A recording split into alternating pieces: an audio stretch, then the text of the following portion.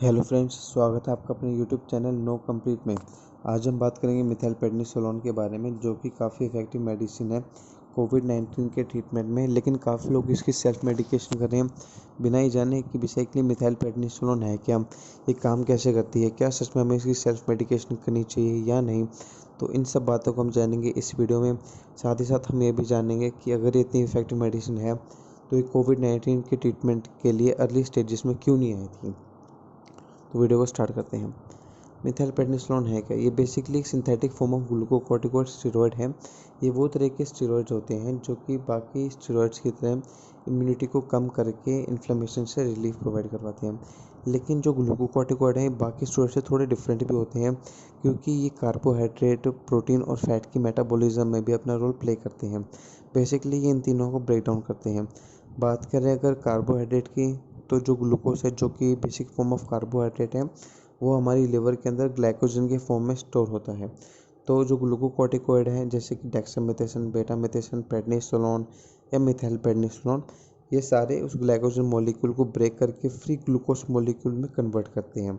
साथ ही साथ जो इंसुलिन होता है, जो कि हमारी बॉडी में ग्लूकोज मॉलिक्यूल को एब्जॉर्ब करवा करके उससे एनर्जी प्रोड्यूस करवाता है, ये उसकी एक्टिविटी को भी सप्रेस कर देते हैं और एक इंसुलिन रेजिस्टेंस कॉज कर देते हैं। यानी इंसुलिन हमारी बॉडी में प्रोड्यूस होता है लेकिन वो अपना काम नहीं कर पाता, तो बेसिकली उस कंडीशन को प्रोड्यूस करते हैं और जिसकी वजह से एक डायबिटिक लाइक कंडीशन प्रोड्यूस होती है। तो यहीं से हमें पता चलता है कि मिथाइलप्रेडनिसोलोन का यूज़ डायबिटिक पेशेंट्स में डॉक्टर की सलाह से ही करना चाहिए। तो और बात करें अगर डोज की, तो इसकी जो डोज है वो है 4 से 32 मिलीग्राम पर डे ओरली। किसी किसी क्रोनिक कंडीशन में 32 मिलीग्राम से ऊपर की डोज देनी पड़ जाती है। वो डिपेंड अपॉन द सिवियरिटी। अब हम जानेंगे मिथाइलप्रेडनिसोलोन बेसिकली कोविड-19 में वर्क कैसे करती है। लेकिन उससे पहले हमें ये जानना चाहिए कि कोविड-19 हमारे बॉडी में इन्फेक्शन कैसे कॉज करता है। तो जैसे आप इस डायग्राम में देख सकते हैं कि अगर कोई कोविड-19 इन्फेक्टेड पर्सन कफ या स्नीज करता है तो उससे रेस्पिरेटरी ड्रॉपलेट्स प्रोड्यूस होते हैं, जो कि अगर किसी अगर हेल्दी पर्सन की बॉडी में एंटर हो जाए थ्रू द नॉस्ट्रिल्स और उसके रेस्पिरेटरी ट्रैक्ट में एंटर होकर के वो लंग्स में इन्फेक्शन कॉज करता है। लंग्स में बेसिकली ये एल्वोलाई पे अटैक करता है। एल्वोलाई एक सैक लाइक स्ट्रक्चर होते हैं लंग्स के अंदर, जहाँ पे कि कार्बन डाइऑक्साइड और ऑक्सीजन का एक्सचेंज होता है। जैसे आप इस डायग्राम में देख सकते हैं कि ऊपर की तरफ से कार्बन डाइऑक्साइड आ रही है और जैसी रेड ब्लड सेल जिनके अंदर कार्बन डाइऑक्साइड है वो एल्वोलाई के कांटेक्ट में आते हैं, तो कार्बन डाइऑक्साइड को एल्वोलाई के अंदर रिलीज कर देते हैं ताकि वो नोस्ट्रिल्स के थ्रू एक्सहेल आउट हो सके। लेकिन जब हम इनहेल करते हैं तो ऑक्सीजन हमारे नोस्ट्रिल्स से आते हुए हमारे लंग्स में एल्वोलाई के अंदर आ जाती है, जो कि फर्दर रेड ब्लड सेल्स के साथ जिन्होंने कार्बन डाइऑक्साइड को रिलीज़ करा था, ये उसके साथ एक कॉम्प्लेक्स बना लेती है और एक ऑक्सीजनेटेड ब्लड प्रोड्यूस कर देती है, जो कि फर्दर हार्ट की तरफ मूव होता है ताकि वो पूरी बॉडी में पंप आउट हो सके और हमें एनर्जी मिल सके।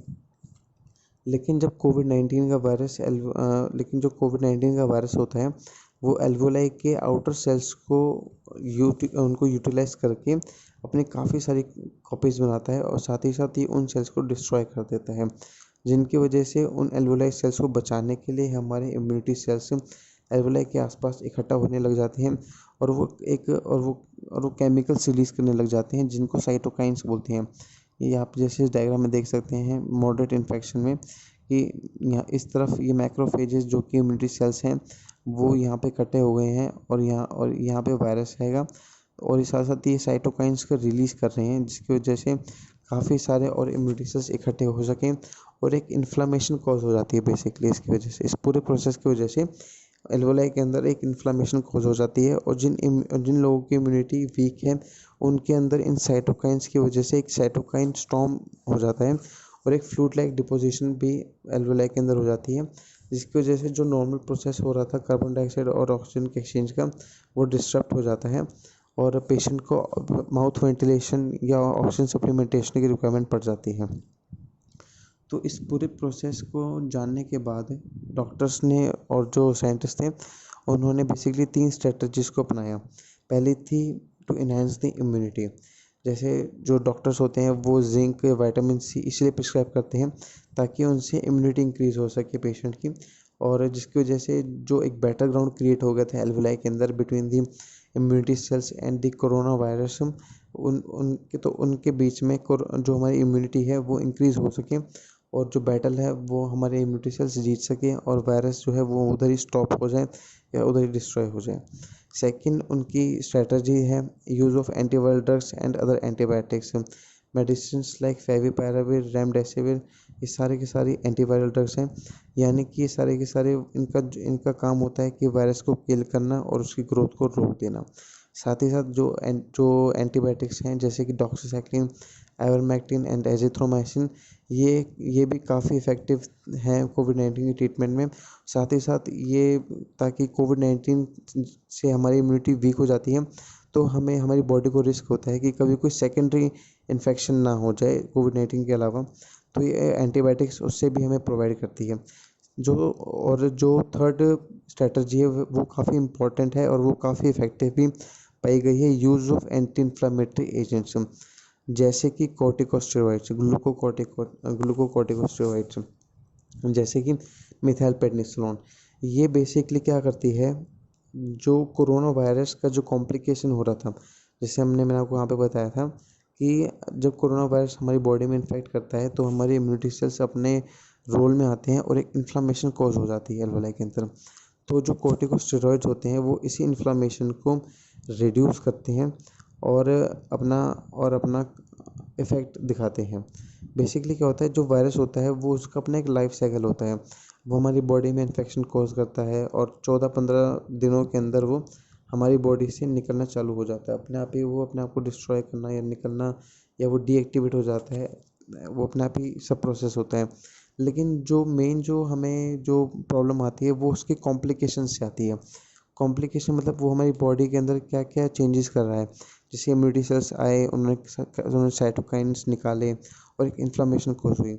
तो बेसिकली जो मिथाइलप्रेडनिसोलोन है ये उसी कॉम्प्लिकेशन को रिड्यूस करके ऑक्सीजन सैचुरेशन लेवल को वापस अपने नॉर्मल पेज पे लेके आती है और जो पेशेंट जिनमें माउथ वेंटिलेशन या ऑक्सीजन सप्लीमेंटेशन की ज़रूरत पड़ रही थी वो मिथाइलप्रेडनिसोलोन या कॉर्टिकोस्टेरॉइड से उनकी ट्रीटमेंट चालू हो जाती है और वो रिकवर कर सकते हैं। तो अब हम जानेंगे कि मिथाइलप्रेडनिसोलोन जो कि इतनी इफेक्टिव है वो कोविड-19 के स्टेजेस में हमारे सामने क्यों नहीं आ पाई थी। तो बेसिकली जैसे आप जानते हैं कि कोविड-19 के वायरस से पहले 2 वायरस और थे, सार्स-कोव-1 एंड MERS कोरोना वायरस। तो बेसिकली जो पेशेंट्स इनसे इन्फेक्टेड थे उनके अंदर मिथाइलप्रेडनिसोलोन और ग्लूकोकॉर्टिकोस्टेरॉइड्स की टेस्टिंग की गई थी, लेकिन जो रिज़ल्ट थे वो काफ़ी नेगेटिव थे, यहाँ तक कि उन पेशेंट्स की डेथ भी हो गई थी और काफ़ी पेशेंट्स तो रिकवर भी नहीं कर पाए थे। तो इसी फ़ियर की वजह से जो फिजिशियंस थे उन्होंने इस बार मिथाइलप्रेडनिसोलोन या कॉर्टिकोस्टेरॉइड्स को ऑप्शन में नहीं लिया था। लेकिन जैसी कुछ अभी रिसेंट स्टडीज़ हुई जो कि लेकिन कुछ अभी रिसेंट स्टडीज़ हुई उन पेशेंट्स पे जो कि कोरोना वायरस से इन्फेक्टेड थे और साथ ही साथ ध्यान दीजिएगा, साथ ही साथ जिन लोगों को मैकेनिकल वेंटिलेशन की ज़रूरत पड़ रही थी उन्हीं पेशेंट्स में जब उन्होंने टेस्ट करा तो रिजल्ट्स पॉजिटिव थे। लेकिन जब उन्होंने सेम टेस्ट परफॉर्म करा उन पेशेंट्स पे जिनको मैकेनिकल वेंटिलेशन की ज़रूरत नहीं पड़ रही थी तो उनमें रिजल्ट्स नेगेटिव थे। वो बेसिकली इसीलिए हुआ था कि जिनको वेंटिलेशन की ज़रूरत पड़ रही थी उनकी इम्यूनिटी वीक थी और वो सिर्फ इन्फ्लामेशन कॉज कर रही थी। तो उनमें मिथाइलप्रेडनिसोलोन ने इन्फ्लामेशन कम करके कॉम्प्लिकेशन को कम करके ऑक्सीजन सैचुरेशन को अपने नॉर्मल पेज पे लेके आया था। लेकिन जिन लोगों को acute form of corona virus है उनका मतलब ये है कि उनके अंदर जो इम्यूनिटी सेल्स हैं वो फाइट कर रहे हैं अभी भी कोविड-19 के अगेंस्ट। लेकिन जब हम उनको मिथाइलप्रेडनिसोलोन या ग्लूकोकॉर्टिकोस्टेरॉइड्स देंगे तो उनकी इम्यूनिटी वीक हो जाएगी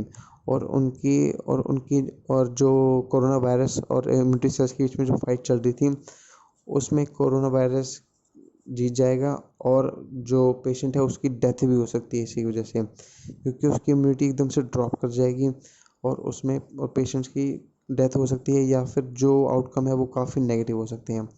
तो हम जानेंगे कि क्या मिथाइलप्रेडनिसोलोन की सेल्फ मेडिकेशन कर सकते हैं। तो आंसर है अ बिग नो, क्योंकि WHO रिकमेंड्स करता है कि कोई कॉर्टिकोस्टेरॉइड्स हम सिर्फ उन्हीं पेशेंट्स को दे सकते हैं जो कि क्रिटिकली इन्फेक्टेड हैं या जिनको माउथ वेंटिलेशन की रिक्वायरमेंट हो रही है। लेकिन जिन लोगों को माउथ वेंटिलेशन की रिक्वायरमेंट नहीं है या जिनको acute form of corona virus है, उनमें मिथाइलप्रेडनिसोलोन या ग्लूकोकॉर्टिकोस्टेरॉइड्स की डोज नहीं देनी चाहिए अनलेस एंड अनटिल जब तक कि वो किसी और डिजीज़ के लिए उन स्टेरॉइड्स का यूज़ ना कर रहे हों। तो उम्मीद है ये आपको वीडियो पसंद आई होगी।